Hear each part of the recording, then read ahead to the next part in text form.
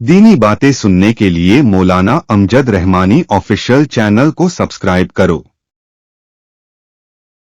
बिस्मिल्लाहिर्रहमानिर्रहीम। हज़रत अबू दरदा रज़ियल्लाहु तआला अन्हु ने हुज़ूर अक़रम सल्लल्लाहु अलैहि वसल्लम का ये इरशाद नक़ल किया है कि जो कुछ मुझे मालूम है अगर तुमको मालूम हो जाए तो हंसना कम कर दो और कसरत से रोने लगो और दुनिया तुम्हारे नज़दीक बहुत जलील बन जाए और आखिरत को उस पर तरजीह देने लगो। उसके बाद हज़रत अबू दरदा रज़ियल्लाहु तआला अन्हु ने अपनी तरफ से फरमाया कि जो कुछ मुझे मालूम है अगर तुमको मालूम हो जाए तो तुम जंगलों की तरफ रोते और चिल्लाते हुए निकल जाओ और अपने मालों को बगैर मुहाफिज के छोड़ जाओ, लेकिन तुम्हारे दिलों से आखिरत का जिक्र गायब है और दुनिया की उम्मीदें तुम्हारे सामने है, इसलिए दुनिया तुम्हारे अमाल की मालिक बन रही है और तुम ऐसे बन गए गोया कुछ जानते ही नहीं, इसलिए तुम में से बाज़ तो उन जानवरों से भी बदतर हो गए जो अंजाम के खौफ से अपनी शहवतों को नहीं छोड़ते। तुम्हें क्या हो गया कि तुम आपस में मोहब्बत नहीं करते और एक दूसरों को नसीहत नहीं करते, हालांकि तुम आपस में दीनी भाई हो। तुम्हारी ख्वाहिशात में सिर्फ तुम्हारे बातिनी खुद से ने तफरीक कर रखी है। अगर तुम सब दीन पर और दीनी उमूर पर मुश्तमिल हो जाओ तो आपस में ताल्लुकात भी ज्यादा हो जाए। आखिर तुम्हें ये क्या हो गया कि दुनिया के कामों में तो एक दूसरे को नसीहत करते हो लेकिन आखिरत के कामों में एक दूसरे को नसीहत नहीं करते। तुम जिससे मोहब्बत करते हो उसे आखिरत के उमूर पर नसीहत की कुदरत तुम्हें नहीं है, आखिरत के उमूर पर उसको नसीहत नहीं कर सकते। ये सिर्फ इस वजह से है कि तुम्हारे दिलों में ईमान की कमी है। अगर तुम आखिरत की भलाई और बुराई पर ऐसा यकीन रखते जैसा कि दुनिया की भलाई और बुराई पर यकीन रखते हो तो जरूर आखिरत को दुनिया पर तरजीह देते, इसलिए कि आखिरत तुम्हारे कामों की दुनिया से ज्यादा मालिक है।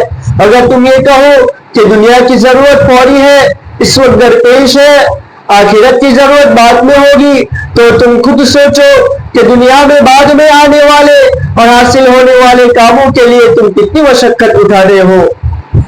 यानी खेती की मशक्कत बर्दाश्त करते हो कि बाद में पैदावार होगी, बाग लगाने में कितनी जाफशानी करते हो कि कई साल बाद फल आएगा, वगैरह वगैरह। तुम किस कदर बुरी कौम हो कि अपने ईमान की जांच उन चीजों के साथ नहीं करते जिससे तुम्हारे ईमान की मिक़दार तुम्हें मालूम हो जाए कि ईमान किस दर्जे का तुम में मौजूद है।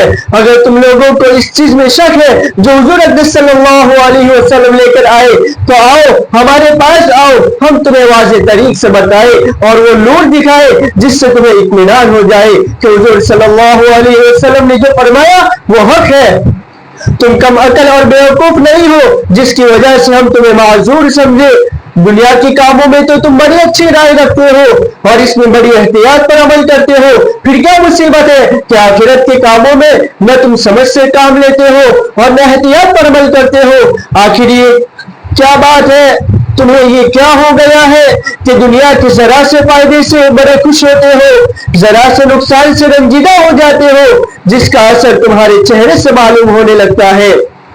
यानी ये कि खुशी में फूल जाता है और नज में जरा सा मुंह निकल आता है। मुसीबतें जबान पर आने लगती है, जरा सी बात को मसाइब कहने लगते हो, मातम की मजलिसें कायम करते हो, लेकिन दीन की बड़ी से बड़ी बात भी छूट जाए तो न उसका रंजो गम है न चेहरे पर तगय्युर है। ये तुम्हारी बददीनी की हालत देख कर ये ख्याल करता हूँ कि अल्लाह ताला ही तुमसे बेजार हो गए हैं। तुम लोग एक दूसरे से खुशी खुशी मिलते हो और हर एक ही चाहता है कि दूसरे के सामने कोई ऐसी हक बात न कहे जो उसको नागवार हो ताकि वो भी उसके मुतालिक नापसंद बात न कह दे। बस दिलों के अंदर ही अंदर ऐसी बातें रखते हो, एक दूसरे के साथ रहते हो और बातिन की गंदगियों पर तुम्हारे जाहिर के चमन खिल रहे हैं और मौत की याद छोड़ देने पर सब जमा हो गए हो। काश हो मुझे मौत देकर तुम लोगों से राहत अता करता और मुझे उन हजरात यानी हुज़ूर अक़रम सल्लल्लाहु अलैहि वसल्लम और सहाबा किराम रिज़वानुल्लाह अलैहिम अजमईन के साथ मिला देता जिनके देखने का मैं मुश्ताक हूँ। अगर ये हजरात जिंदा होते तो तुम्हारे साथ रहना जरा भी पसंद न करते, بس اگر تم میں کوئی شمع خیر کا باقی ہے تو میں تمہیں صاف صاف کہہ چکا ہوں اور حق کی بات سنا چکا ہوں. اگر تم اس چیز کو یعنی آخرت کو جو اللہ کے پاس ہے طلب کرنا چاہو وہ بہت آسان ہے اور میں صرف اللہ ہی سے مدد چاہتا ہوں تمہارے حق میں بھی اور اپنے حق میں بھی. حضرت ابو درداء رضی اللہ تعالیٰ عنہ کا یہ ارشاد ختم ہو گیا. حضرت ابو درداء رضی اللہ تعالیٰ عنہ کی یہ ڈانٹ بڑے کام کی ہے.